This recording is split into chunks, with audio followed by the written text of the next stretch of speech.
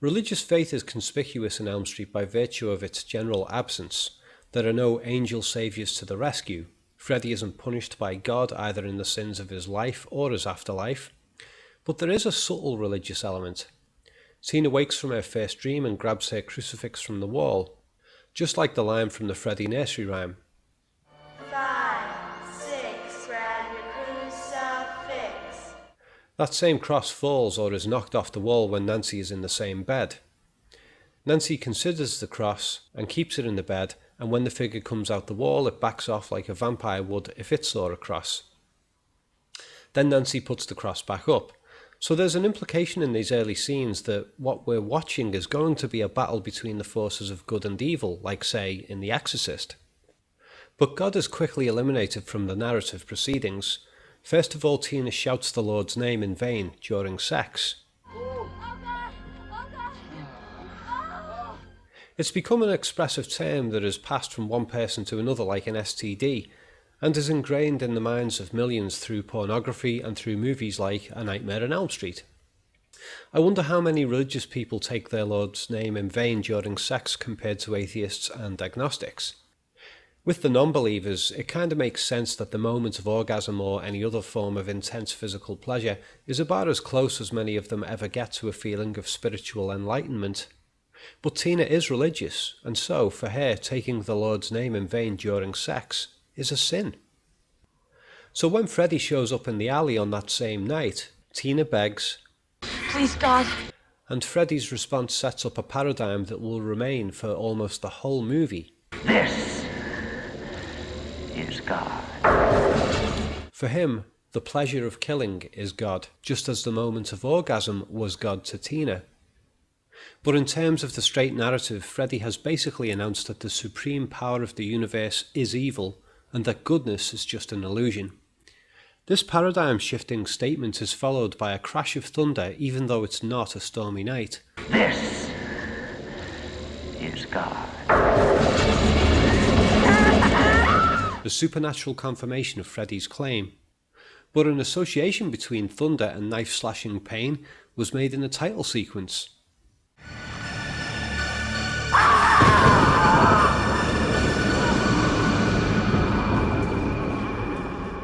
So its use here in the alley is also a straight subliminal implication of what's about to happen to Nancy.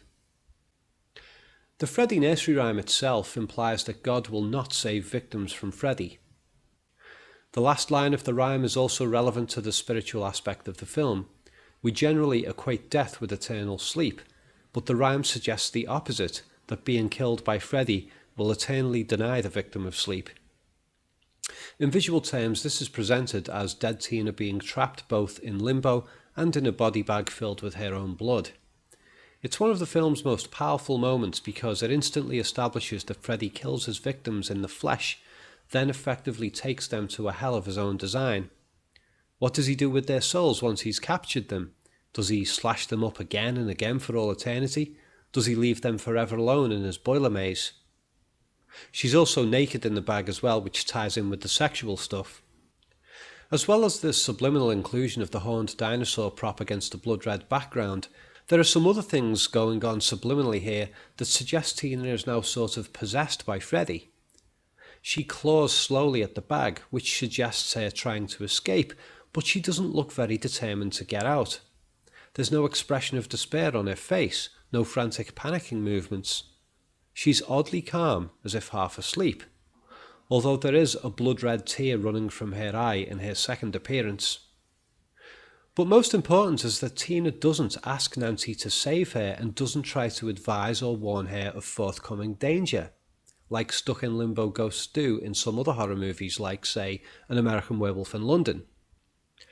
The only dialogue from dead Tina in her first two limbo appearances is her calling Nancy's name in an echoed, childlike voice, similar to the children's voices we heard singing the Freddy nursery rhyme.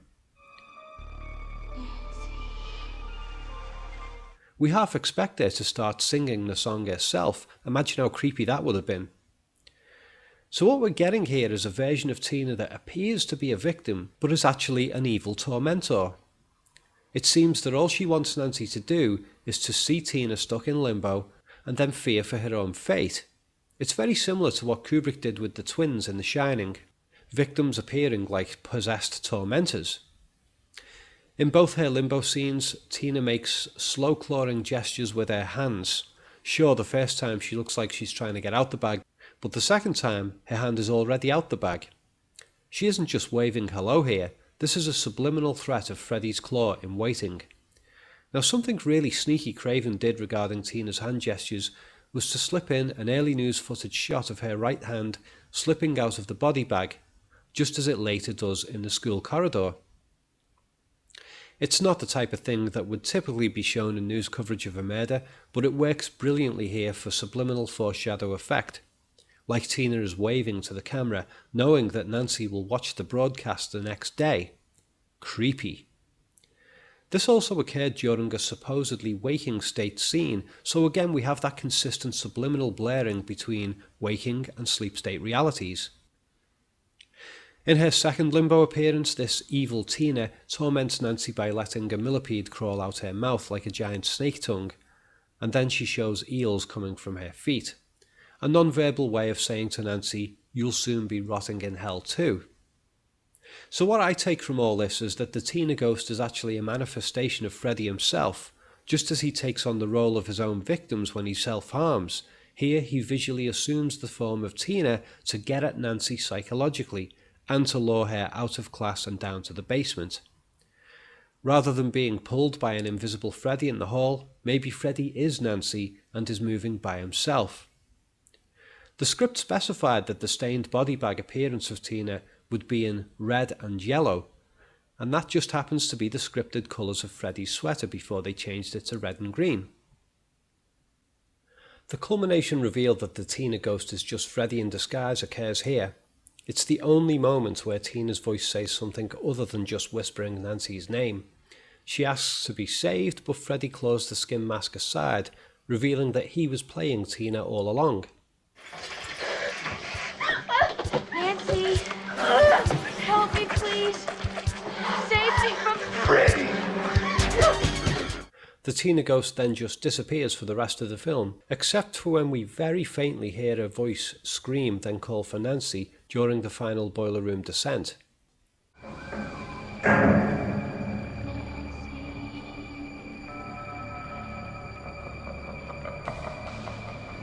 A bit of Tina's dialogue is snuck in here too. You dreamed about the same creep I did. And the scream of Glenn's death is dubbed into this scene.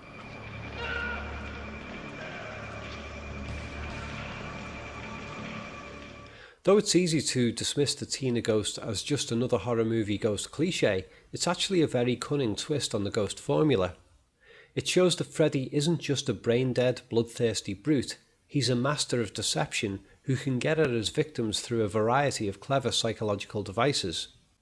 By taking on the appearance of Tina, he both lures her into a school basement trap and is basically telling her that not only is she going to die like Tina did, but that she will then be trapped with Freddy forever in limbo hell. Incidentally, there have actually been some serial killer cases in which the perpetrators made their victims listen to recordings of previous victims' screams of pain in advance of their own torture and murder. So again, Freddy represents the worst of humanity's real-life monsters on two legs. The deep underground boiler room maze with its hot central furnace basically represents hell. And in this hell, Freddy, like the devil himself, runs the show. He's the building operating engineer. He can make exits disappear once entered. In the final maze descent, continuity errors confuse the layout. Nancy finds a previously non-existent door, walks down some stairs, then change camera angle, and hey, the stairs have gone, no way out. Nancy goes down the spiral stairs to Freddy's furnace lair, gets chased by him, and when she runs, she's back at the top of the spiral stair again with nowhere to go but down. The groans and hisses of pipes and boilers sound like leering monsters and screaming victims, a huge contribution as to why kids fear basements in the first place. Listen carefully to the multi-layered dubbing of sound effects and music here. Consciously, we just assume it to be the boilers, but on close inspection it's like a hellscape of tormented voices.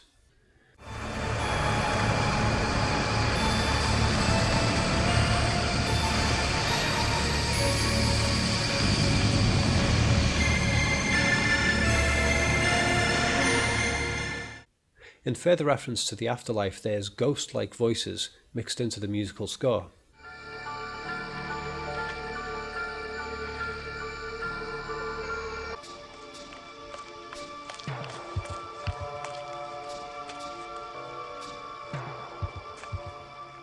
They sound more like the lost voices of dead children rather than angels to the rescue, and the nursery rhymes are sung in distant, echoed voices by children who are only shown in slow-motion haze-filtered shots because the children aren't really there.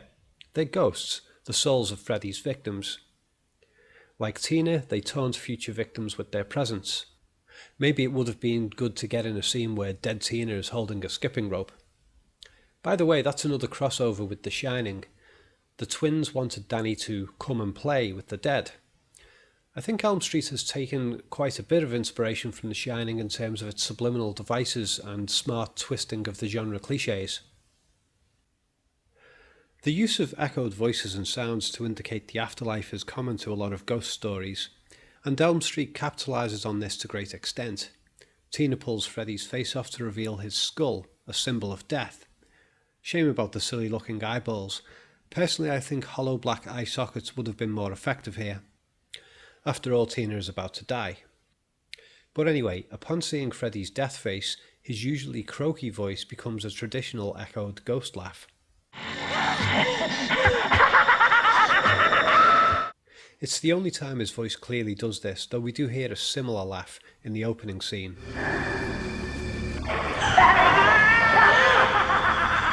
So it's like Freddy is death himself, but with 4 tiny sickles, of course. Upon seeing his bare skull, a howling wind is immediately introduced in the soundtrack, and it continues right up until Tina drops dead from the ceiling.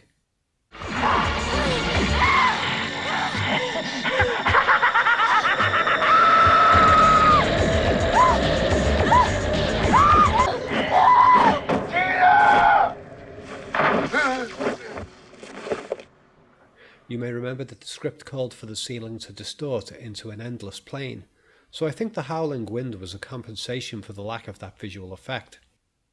Symbolic manifestations of impending death throughout literature, art and movies tend to occur in the form of a cold vacuum threatening to suck the living out and into a dark void. The sound of wind and the blowing of leaves or branches are standard devices in this respect. Hey, Nancy! No running in the hallway.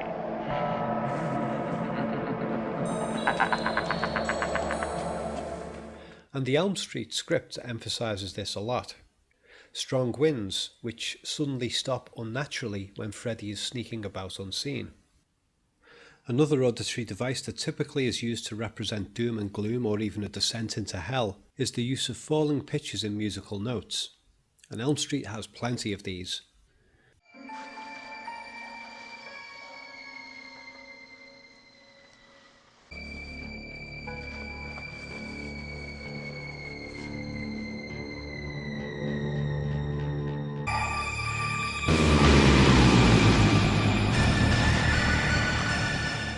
The script specifies the presence of the moon at several points as well, another standard motif of the supernatural. There's a poster of the moon's surface next to ghostly Tina in the school scene as well. A picture of what I think is Saturn in Glenn's room, another reference to solar influence maybe. I doubt it, there's not enough planetary references in the film to establish that theme, but there is a moon picture on the other side of his bed and a creepy moon face pillow in Tina's room. Maybe some more occult references might have added well to the film. I did notice some sort of carved design on this door from Nancy's basement to Freddy's lair, but I couldn't quite make out what it was. As I mentioned, God and faith disappear as central narrative devices after Freddy announces that his glove is God. There are no church visits or Bibles or priests or nuns. Nancy doesn't bother getting a cross, even though she was apparently protected by one while Tina was killed in the next room, which didn't have a cross. But faith eventually does make a return in a fairly non-dramatic form. Nancy prays before her last visit to Freddy's boiler room, but when she gets down there she finds Tina's crucifix. How did it get there? Rod's switchblade is there too, so these appear to be mementos Freddy has taken from each victim. She pulls it out from under what looks like a blanket. Is this where Freddy sleeps? Does he sleep with the cross? It's not explained, but what does make sense is that Nancy doesn't try to use the cross in her fight against Freddy. She doesn't call on God at all. Faith didn't help Tina, so it seems that Freddy wasn't really afraid of the cross in the first place. No, the message here appears to be that religious faith is not the answer.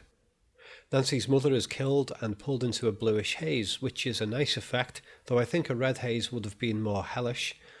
So I have no idea if Craven was communicating that Mother went to heaven or hell, but it certainly appears spiritual. But regardless, Freddy emerges from the bed like a corpse out of a body bag, and Nancy defeats him with basic psychology. She just ignores him out of existence. Weird that that tactic works here, but it didn't work earlier. This is just a dream. This isn't real. This is just a dream. He isn't real. He isn't real. You're not alive.